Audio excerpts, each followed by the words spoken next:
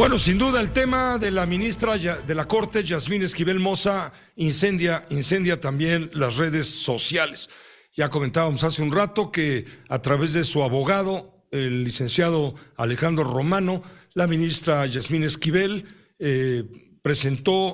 acudió al Comité de Ética de la Universidad para entregar documentos probatorios sobre la originalidad de la tesis que ahora está, digamos, en discusión. Está en la línea el abogado Alejandro Romano, a quien le agradezco muchísimo, porque aquí se escuchan todas las voces, nos explique lo que se planteó, los documentos que se presentaron y su opinión de todo lo que esto ha generado, le digo, de manera explosiva en redes sociales.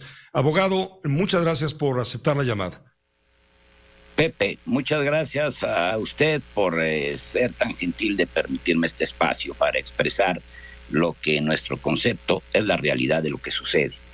¿Cuál es esa realidad? En primer término, debo de señalar que el reportero que cubrió la noticia relativa a lo que expresé una vez que me retiré de las instalaciones del Comité Universitario de Ética, probablemente incurrió en un error, porque lo que sostuve es que es nuestra máxima casa de estudios, la universidad, la que está muy por encima de lo que se está debatiendo en este momento en relación con el que en un momento dado se hayan cometido, en concepto de nosotros, actos arbitrarios que consisten en que primero autoridades universitarias determinaron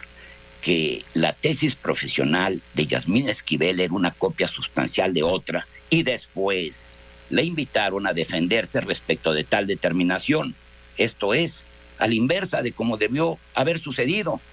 Primero le atribuyeron la responsabilidad y posteriormente la invitaron para que se defendiera de ella, cosa que, por supuesto, es prácticamente entender el mundo al revés. Las cosas no son así, y en realidad de un debate en relación con si Yasmín Esquivel copió parte sustancial de la tesis de un compañero, o fue quien copió parte sustancial de la tesis de Yasmín Esquivel, en la medida que autoridades universitarias lo estén comentando públicamente, daña un derecho fundamental de Yasmín Esquivel, como es el derecho al honor, porque siembra la duda en relación a si fue o no ella la que cometió indebidamente un acto infamante como el plagiar la tesis de un compañero y no haber sufrido ella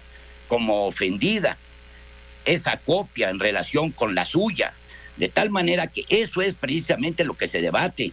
Y el amparo, desde luego, no se interpuso contra la Universidad Nacional Autónoma de México, se interpone contra autoridades universitarias, y la suspensión es para el efecto de que esas autoridades no lleven a cabo comentarios en relación con lo que en este momento se está examinando por parte del Comité Universitario de Ética, a partir del examen de las pruebas que se han aportado, que es un acervo muy, muy grande de pruebas que tienden a demostrar la circunstancia de que es Yasmín Esquivel la que sufrió el plagio, no quien lo llevó a cabo. De tal manera que lo cierto es que por ahora hay un asunto que se está examinando, o que se debe de examinar con todo rigor profesional dentro del Comité Universitario de Ética, para que, una vez admitidas las pruebas, debidamente desahogadas y debidamente valoradas, se pronuncie la resolución que corresponda. Pero en la medida que se esté por parte de las autoridades universitarias haciendo manifestaciones o referencias a este asunto de necesidad en el plano de la más estricta realidad, más allá de conceptos constitucionales de presunción de inocencia o de derechos humanos y del derecho fundamental a un honor, todos sabemos que por el hecho de que se esté debatiendo Por ese simple hecho se está perjudicando, se está causando un daño a la reputación y al buen nombre de una persona, y por consecuencia se le está provocando una angustia terrible a ella y a su familia, cuestión que no debe de suceder en tanto un asunto como este se está debatiendo. Eso es. Hace un momento, abogado Romano, hace un momento nos decía otro abogado, Javier Cuello Trejo, que esto finalmente de parte de la de la ministra de la Suprema Corte muestra falta de moral o daño a la moral y falta de ética, que ella debía renunciar para poder litigar con toda justicia a lo que su derecho corresponda. ¿Qué opina usted de esto? Es que el gran problema es Pepe. Si una persona, sin merecerlo, recibe un atentado contra un derecho fundamental de ella y además tiene que renunciar al carácter de servidor público que tiene, pues entonces está perdiendo doblemente. Quien no ha cometido ninguna infracción, quien no ha cometido ningún acto dañado, ningún acto reprochable, ¿por qué tendría que además renunciar al ejercicio de un ministerio que para ella es, como para cualquier mexicano que ha abrazado la profesión del derecho, la culminación de una carrera exitosa, esforzada, dedicada como la que ha sido la suya? No parece razonable que renunciara cuando ella no ha cometido falta alguna. Ahora, como consecuencia de todo esto, una jueza ordenó a la universidad callar, no manejar este tema, no ventilarlo en los medios de comunicación públicamente. Nadie se había atrevido a tanto, abogado Romano, a callar a la universidad, ni siquiera, lo decíamos hace un rato, los tanques de Díaz Ordaz en el 68. Sí, señor, recuerdo muy bien ese episodio tan trágico de nuestra historia, pero lo cierto es que no es así. No, esa juez de distrito no está callando a la universidad.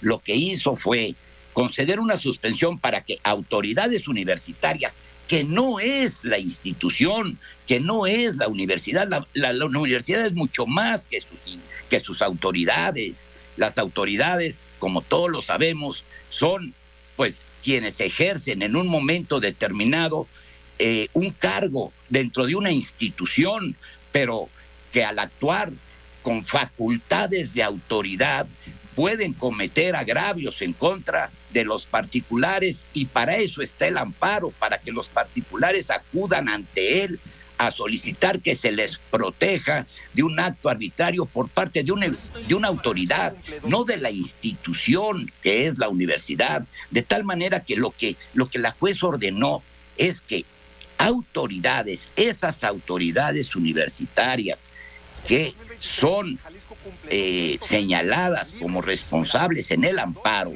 de haber conculcado los derechos de la señora Esquivel Moza, no continúen llevando a cabo manifestaciones relacionadas con el problema. ¿Por qué? Porque se entiende que al divulgar información relativa al asunto, pues de necesidad, ello afecta, propiamente hablando, al principio de presunción de inocencia, que es un derecho humano fundamental del que goza la señora Esquivel Moza y todos los demás, pero no solo eso, sino su derecho al honor, su derecho al buen nombre, su derecho al prestigio, su derecho a que no se destruya su reputación. De eso se trata el asunto, no de callar a la universidad. Por supuesto que no, la universidad está muy por encima de todas estas discusiones, vaya. Hoy, le diría yo, el día de hoy, como mañana, como pasado, a lo largo y ancho del territorio de la República, se interpondrán cientos de demandas de amparo contra cientos de autoridades que corresponden a grandes instituciones. Bueno, el hecho de que se interpongan amparos contra autoridades que forman parte de grandes instituciones no implica que se esté cuestionando a la institución misma, sino al acto de una autoridad que está adscrita o que trabaja dentro de una de esas grandes instituciones. Y es lo que sucede ahora. Son autoridades universitarias, no la Universidad Nacional Autónoma de México, a la que estamos pidiendo que se abstenga de llevar a cabo manifestaciones que tienen que ver con este debate, porque de cualquier manera, en tanto se esté ventilando este asunto, se daña la reputación de las personas que están comprometidas con él. Y peor aún, cuando es una de esas personas, se considera agraviada por la copia sustancial de su tesis, no ella quien hubiera copiado sustancialmente la tesis de un compañero. Una pregunta muy simple que, bueno, mucha gente piensa que los que informamos sabemos todo, lo cual es verdaderamente equívoco y falso, no sabemos todo. Por eso preguntamos quizá todo. Pero esa gente que me lo enfrentó, me lo encaró, me dijo, oiga, ¿y por qué se amparó la ministra Yasmín Esquivel si es inocente? Si ella se considera no culpable de haber plagiado, sino al contrario, que eso lo discutirá finalmente el Comité de Ética. Le repito la pregunta que me hizo un anónimo. ¿Por qué se amparó si es inocente? Es que el hecho de haber promovido un amparo tiene como propósito medular tener la oportunidad, que eso es muy importante, tener la oportunidad de hacer valer su derecho contra un acto arbitrario que la está dañando. Por eso interpuso el amparo. Por eso es que son de tal naturaleza las violaciones que se han cometido en su perjuicio, que es un amparo que cualquier juez en materia o especialista en derecho administrativo lo hubiera concedido de inmediato, porque las violaciones son manifiestas, son patentes, y en consecuencia no es ni con mucho sorprendente que la juez de distrito haya admitido el amparo y haya pronunciado la suspensión provisional, sino lo que sería extraordinario es que no lo hubiera hecho, porque son patentes las violaciones cometidas. En consecuencia, cualquier juez de distrito en materia administrativa que hubiera recibido su amparo de inmediato lo hubiese admitido, y al igual como lo hizo la juez quinto de distrito en materia administrativa, habría concedido la suspensión provisional, y es muy probable que conceda la definitiva, porque está perfectamente fundado el agravio que ha sufrido la señora. Pues le agradezco mucho, abogado. Gracias por permitirnos conocer su punto de vista, que finalmente es el punto de vista de la ministra Yasmín Esquivel, usted en su calidad de representante legal. Muchas gracias, Pepe. Gracias a usted, abogado Romano. Que le vaya muy bien. Buenas noches. Hasta. Es el abogado Alejandro Romano, representante legal de la ministra Yasmín Esquivel Moza. Su punto de vista muy respetable, desde luego. Usted finalmente es el que saca conclusiones.